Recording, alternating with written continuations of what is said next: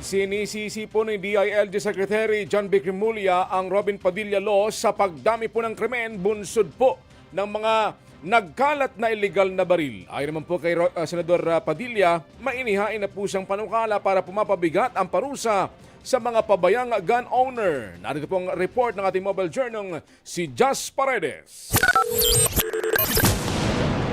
Mismong si Interior Secretary John B. Cremulya ang nagsabing 98% ng mga gun crimes ay nangyari dahil sa pabayang paggamit ng baril. At ang sinisisi ng kalihim ang Republic Act 8294 o kilala rin sa impormal na tawag na Robin Padilla Law. Ayon sa kalihim, dahil sa batas na yan naging maluwag ang pananagutan ng mga mahuhulihan ng loose firearm o mga dilisensyado at illegal na baril. The Robin Padilla Law, which extinguished culpability and made it a bailable offense, has led to a surge of crime precisely because loose firearms is a bailable offense.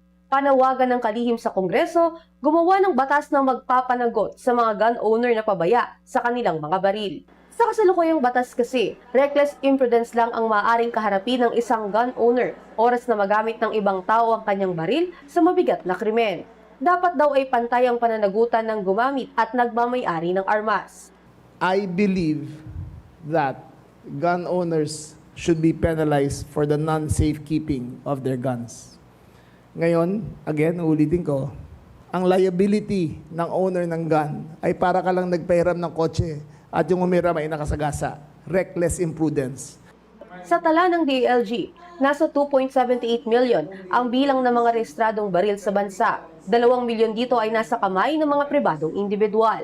Habang nasa 780,000 naman ay ginagamit ng mga alagad ng batas gaya ng AFP, PNP, BJMP, NBI at iba pa. Kaya naman napapanahon na raw na maghigpit ang Pilipinas pagdating sa responsibilidad ng gun owners.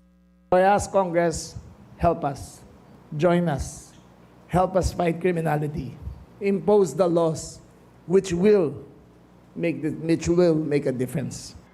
Sa kasalukuyan ay hindi na ang Republic Act 8294 ang umiiral na batas kaugnay sa regulasyon ng mga baril.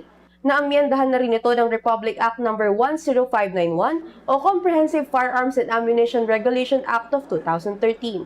Gayunman, nagpasalamat si Senador Robin Padilla kay Cremulya na tinawag niyang kaibigan dahil daw sa pagkumpirma na mayroong Robin Padilla Law. Nagpawalang saysay daw nito ang anyay batas militar na Presidential Decree o PD 1866. May inihain na rin daw na panukala si Padilla para maparusahan ng mga gun owner na magpapabaya sa armas kung ito ay magagamit ng iba sa paggawa ng krimen. Dapat din daw na pag-aralan ang mas mabigat na parusa kung empleyado o opisyal ng gobyerno ang pabayang gun owner. Nagbabalita mula sa Frontline Mobile Journal, Jas Paredes, News 5.